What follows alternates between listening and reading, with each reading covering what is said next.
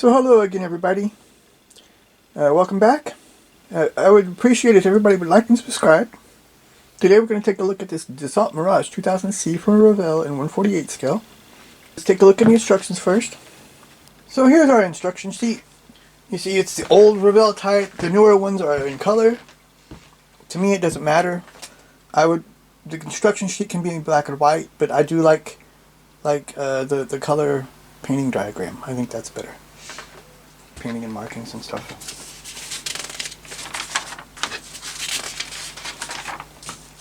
Chart here, I don't really go by that because a lot of times it's not really right. I don't see, there's not a parts map or, showing the sprues. We start just with the build here. So here we got number one. We put the instrument panel into the cockpit floor. You see it's done on a lot of smaller steps. There's not really any painting instructions for the instrument panel. It just says A, which is usually black. Number two, build the seat together with 3 parts. Number 3, you have a harness. Number 4, you put the seat and the control stick in. I don't see pedals here. Maybe they're molded in. We'll see that later. Number 5, you build the pilot. It looks like good painting instructions for the pilot. Number 6, you put the cockpit into the fuselage. Number 7 and 8, you put the front wheelbase in. So number 9, you put the 2 fuselage halves together. Number 10, you have the front of the canopy, putting it on, and also this piece here. It's the HUD. I wait for the last for that spraying and everything. So number 11, you got 3 wing parts to put together. So number 12, we do the landing gear on the one side. Got the bay doors as well, and also a pitot tube up here. Number 13, we have the other side, the landing gear and wheels and wheel bay door. So number 14, we have a pre-assembly here for this drop tank. 2 halves and the tail, or the fins. Number 15, we put this missile together and put it on. And we have a diagram of how it looks. So number 16, we're building these anti-aircraft missiles, put them on. And have a little diagram here of how they fit on there. So number 17, we put this pre-assembly with all the wings onto the fuselage. Number 18, we have our exhaust, put it together, put it in. Number 19, we're building the intake on this one side. We got 3 parts here, put it on. Also a diagram of how it looks, Number 20, we do the other side, same thing. Number 21, we build the front landing gear. Number 22, we put the front landing gear in. So number 23, we have these instruments that go in the back. Number 24, we have more instruments that go in the front and the pitot tube. And 25, we put the canopy on. Then our build is complete. And here we have 2 versions to build. We have a Mirage 2000C RD, Côte d'Argent, Mont de Marsan, Tiger Meat 1996 in Portugal. And this is a Mirage 2000C RDM from, I'm not really sure what the French units are called, but this is from Dijon, France, August 1994. I think it's a really good looking airplane. I don't know how it will turn out. Usually 1/48 Revell kits are pretty good though. I bought this because it's the Tiger Meat version and I like Tiger Meat, it's really cool. So here's our decal sheet. Something like this I would paint on. But the decals look really good, I think. The Revell decals are usually pretty decent. I usually don't have problems with them. But they look good. And register, nice colors.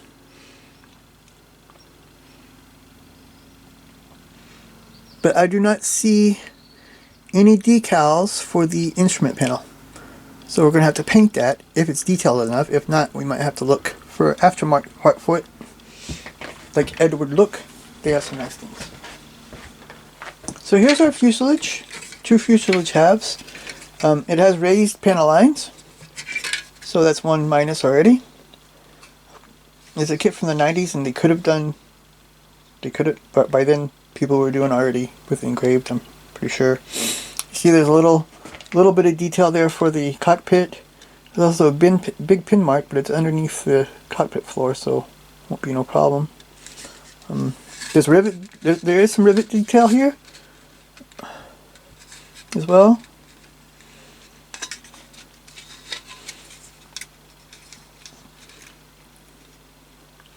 You can see some of the rivets there on the tail.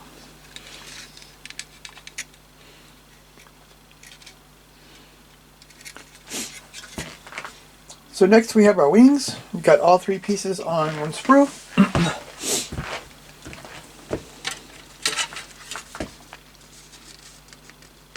Here we have engraved detail though. We also have some rivets. The details look pretty nice on the kit, really, I think. The guns look decent too. But if you look on the side, they look a little bit too, you know, not, what's it called? You know, it should be a little space on the top because they're supposed to be round. And here they're more oval. So you can probably get some brass ones, cut these out and put the brass ones in. That's really easy and they don't cost much. So I would probably recommend doing that for this kit. Some brass cannons. The inside's not much to see. There is a little bit of texturing there on the inside of the wheelbase. Weird how this has the wings have engraved panels and the fuselage has it's not engraved. So here's our 3rd sprue. This has well, the cockpit fell off. No big deal. It's not damaged. Let's take a look at that. The side panels look okay. There's some detail there. The back part looks okay, but there's a pin mark there too. Big pin mark underneath, but it'll be covered by the seat.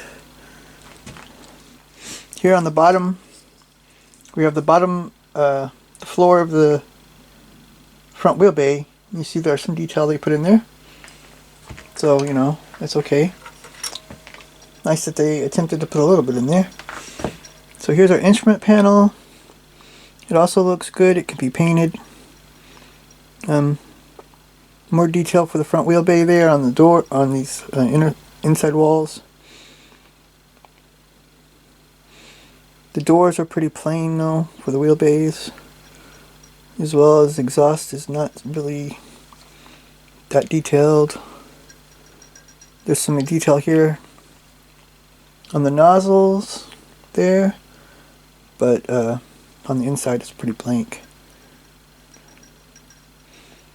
The wheels look weighted, the front wheels. Intakes are okay.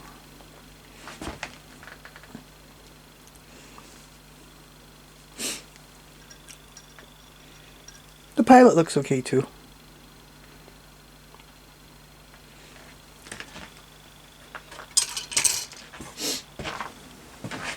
Also see the seat there fell off of the other sprue. So here's our last sprue, our last gray sprue. You see the seat fell off this one. Goes here. I think the seat has some pretty decent detail on it. It does come with extra harness. Here's our wheels. I think they have some decent detail. Inside of our exhaust, it's okay. The sides of the seat, also pretty nice. The missiles are like not really attached anymore. The big ones. But they look okay. I think the landing gear looks good too.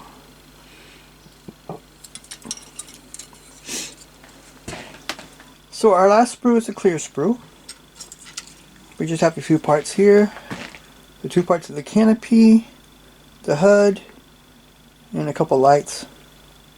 It's not so thick really, and I think the frames are okay.